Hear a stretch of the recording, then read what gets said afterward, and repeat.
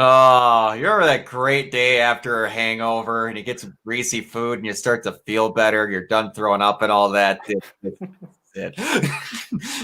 Mike, go ahead. All right, so this episode is apparently what the first part of a two-parter. Ray, Beyond the Heart. So Evangelion Unit 00 is finally repaired after it went berserk during the experiment it was in before the events of the first episode. Shinji tries to get to know the pilot of Unit 0, Rei Ayanami, better, but finds that she's incredibly insular, has no friends, and records of her past have been erased. A new and powerful angel arrives, Ramiel, a floating monolithic metal diamond with a powerful particle beam blast, which nearly kills Shinji in Unit 1. So, can this show get any hornier? Answer is always. It's anime, Mike. What are you talking about? It can always get hornier. That is true. Lord. That is a very good point. Watch the hidden dungeon only I can enter. That is Horn Dog City. But golly, they smeared that on like cream cheese on a bagel. If they were short of, if they would have mentioned the word gams, that would have been the only thing short of what they didn't mention. God, it was like, oh, you want us to do more like we did on the second episode? Okay, well, we're going to go full tilt on it. But I will say this started the positives. Ramiel might be one of my favorite angels from memory, just because, again, I said this in episode 1. The angels were something you never saw in a giant mech series. Like for like the first two we saw, they were very humanoid, animalistic looking, like demon things. And now here we have this shiny diamond shaped angel, and it just doesn't really mess around. It's just like right when Ava Unit 1 pops up, it's like boom. I'm waiting to see the reaction, and you have to swear on your soul that you won't look it up, Mike. The angel I'm waiting to see the reaction on, and when you see what it looks like, is Lilith. Oh gosh. How far along do we see this one? Oh, this is far. We're not very, yeah. But it's like that's the most bonkers on the point one ever that I didn't think was going to get seen in the show. But like the next probably coolest one. Actually, Brock, you don't say a darn thing about this. If you watch the opening, if I remember correctly, because they flash it on a scene for a second, you may have seen it. a little bit. Oh gosh! But as for Ramiel, I love the kind of chromy design of this like large monolith. It's weird. It's weird, but weird is like this show's normal. I mean, like that. Like I said, it's like when you watch stuff like Getter Robo and whatnot. Go and the guy was like T-Rex head plus a UFO. Boom! There's your monster of the week. There, go. Here it's like, look at this pimping angel, like shiny as hell and very minimalistic, which is what I kind of like about it. And also, we finally see Rei join the party. Yeah. Finally, after 4 episodes of just seeing her look like a beat up individual and a guilt trip stick. And okay, so what are the thoughts so far about Rei with your first introduction to the cold, callous, cold shoulder Rei? Outside of the horniness. Outside of horniness. Insatiable thighs. Oh, I forgot about that scene and how much I was like that. Oh god. God, Johnny. Honestly, right now, she's really just kind of like your typical ice cold alpha bitch. Not really much of a personality so far. Yeah. I kind of love how like she has a very no nonsense attitude around Shinji. Like their first interaction is just, oh, what the fuck are you even doing in my house? Yeah. Can you get off me, No. please? Yeah. Oh gosh. You're covered in my underwear and squishing my boobs right now. Oh man, this show. And then it tries to be tasteful, and it's like, no. That's too late, buddy. You've already opened Pandora's box. There's no going back. And well, first off, and again we get the little added mystery of the Avas with seeing Ava Unit 0 go berserk. And it's like, I love that it's like we're getting kind of a hint of what these things actually are, because again, they're just like humanoid animals basically. And though I will say I do find the juxtaposition and tone of like seeing Rei look kind of actually happy to talk to Shinji's dad, and I kind of feel like there's something in the back of my head that's going to ruin that chemistry. Like it's something that I like. I'm just telling you right now, Yeah. for your own sanity, please don't think too hard. No. Well, that's what I'm saying. But then it's like, and then she's like, "Man, Shinji, how's your dad? Like, what do you think about your dad? Isn't he great?" And Shinji's like, "No, he's not." And then she's like, "Slap! How dare you not talk? You talk badly about him." And it's just like, yeah, sorry, I don't have a great connection with my dad who abandoned me and mentally abused me as a kid. Sorry. This is the one time I'll actually agree with Shinji. Mm-hmm. Yeah, no.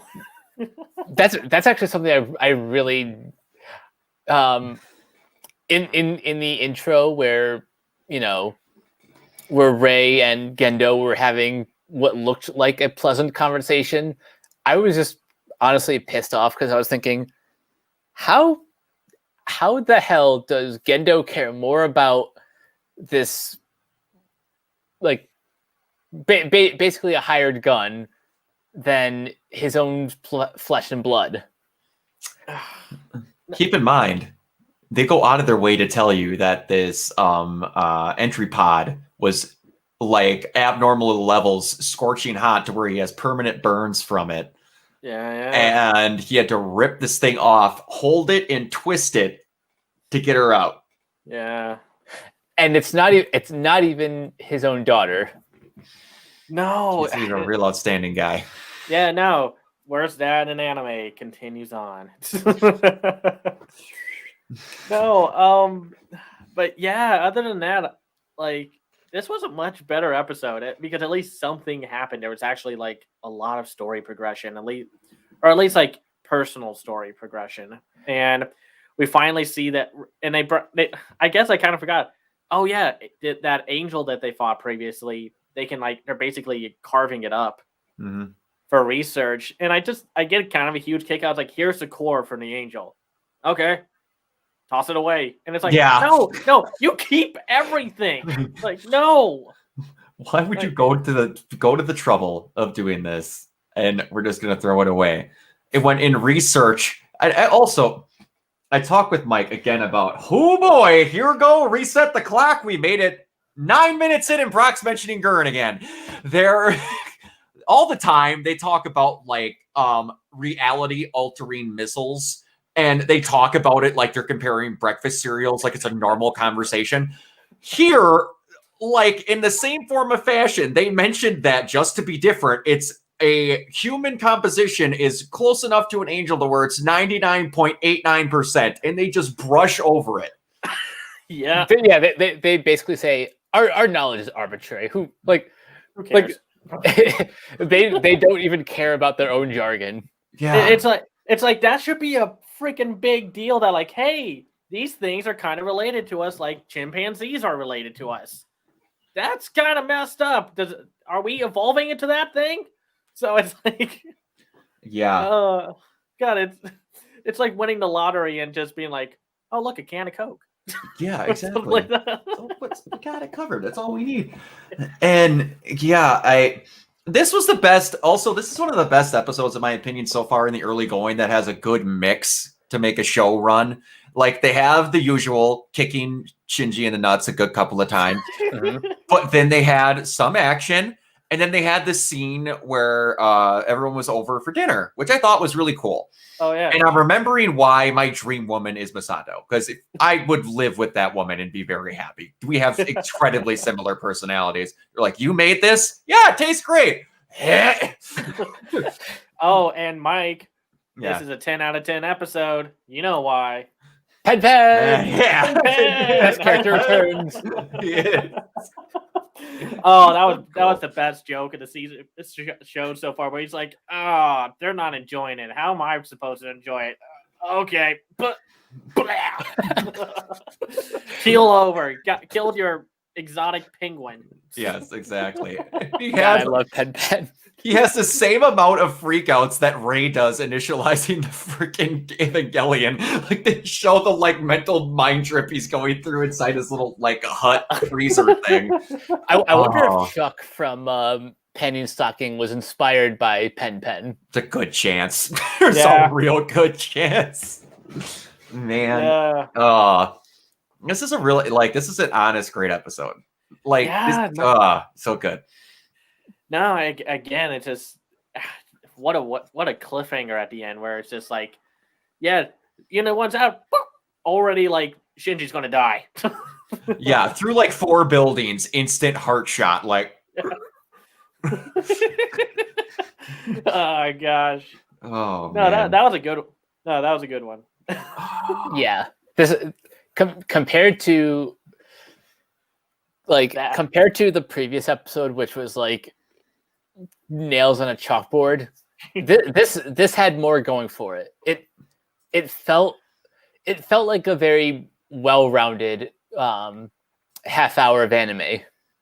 See, this is what makes a good mech show. It's like you said, Brock, just like a good balance of story, writing, action. It's like exactly and levity.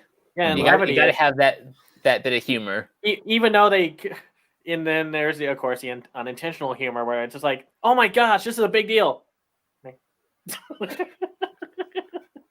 Who cares?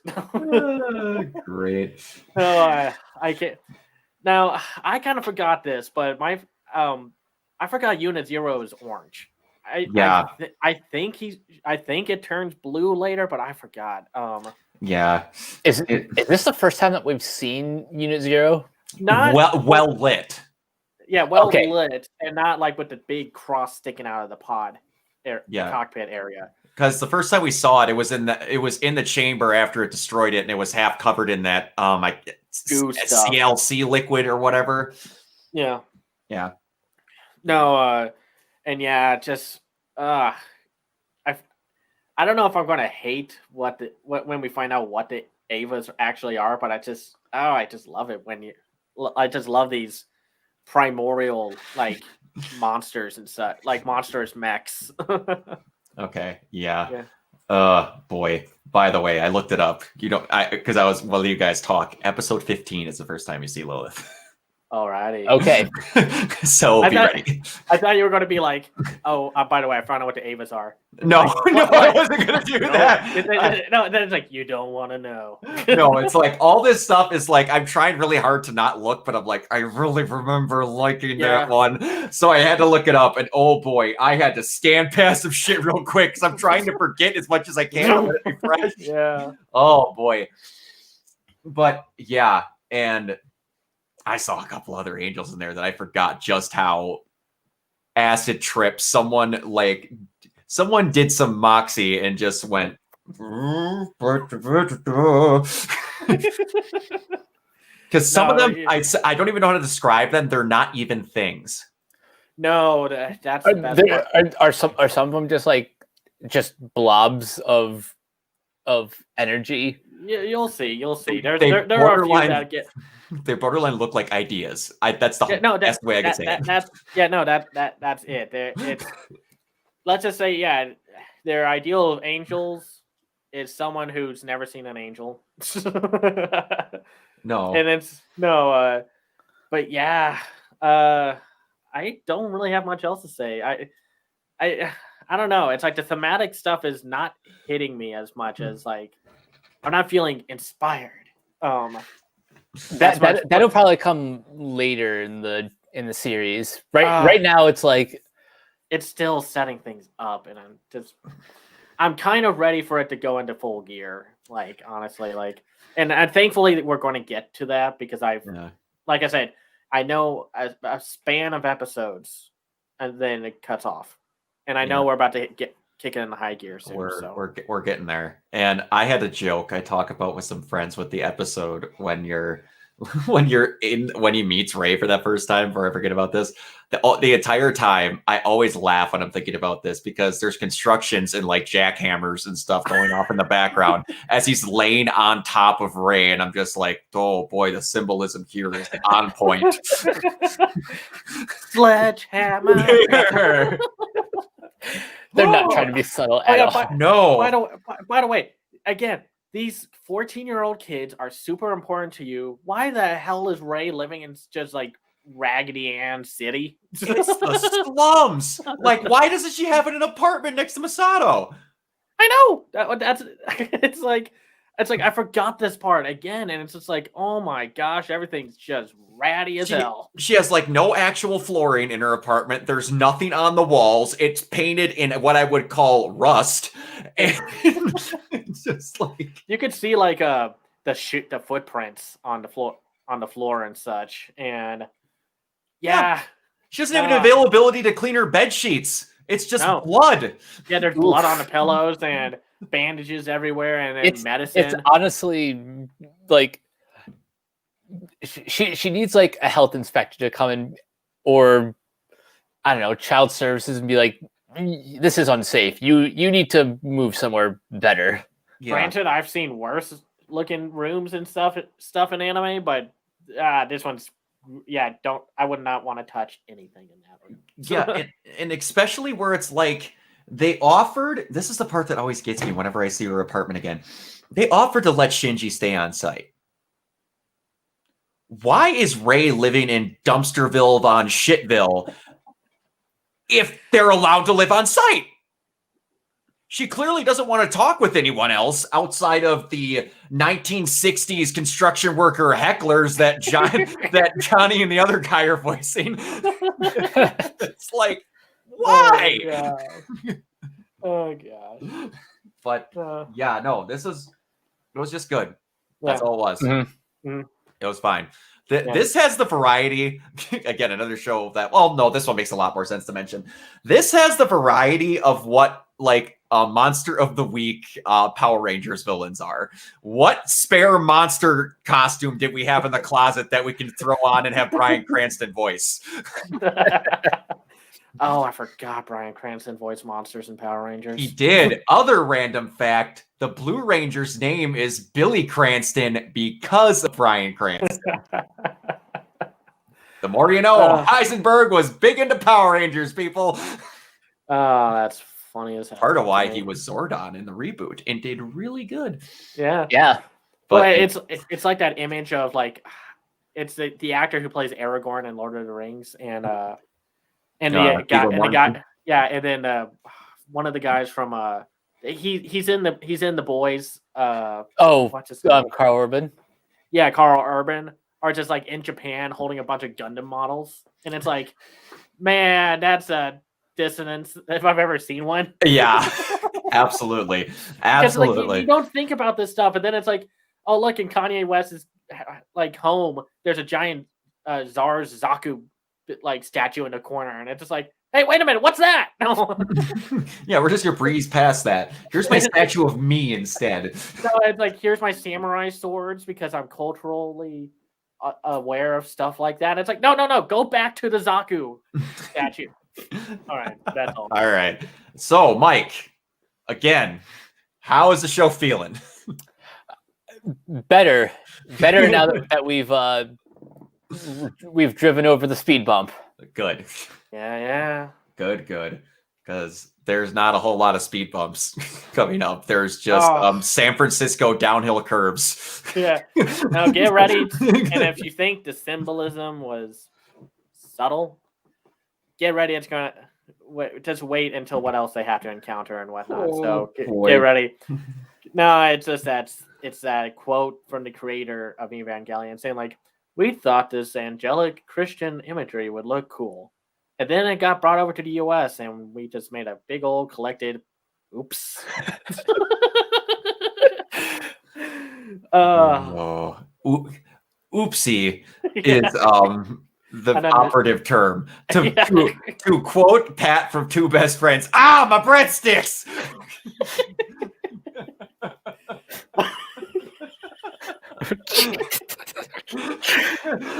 All right, Cameron, where can they see you? You can find me on Twitter at Cam's Eye View. I run my own website. God dang it. That's one of my favorite quotes. It's so stupid. All it is they shoot a guy who's running away and he gets shot and he falls and Pat's like, ah, my breadsticks. I run my own website called camsiview.biz where I review animated films called The Other Side of Animation. I have a Patreon at patreon.com/camsiview. I'm a co-host of the Renegade Animation podcast on Renegade Animation. Yeah, I said that. Yeah. On renegadepopculture.com with Mike. And I'm in the Renegade Pop Culture Facebook group. You can find me there also. You guys can find me on Twitter and Instagram at Captain K482. Check out my quick thought reviews on letterboxd.com/CoachK482. Find me in all the various Facebook groups just at my name. Cameron and I are the co-hosts of Renegade Animation, and you can find that podcast and all other podcasts on Anchor, Spotify, Apple, wherever. You can follow Renegade Pop Culture on Facebook and Twitter at Ren Pop Culture. And last but not least, check out renegadepopculture.com. Need an escape? So do we. Yes, and you can find me and my other jokes that I steal from everyone else at Organoid Zero everywhere, from fanfiction.com to Twitch, which I'll be on a lot more, and I might start doing Facebook, depending on how it wants to go, because I found a way to get streamed about. So we'll see you guys next time.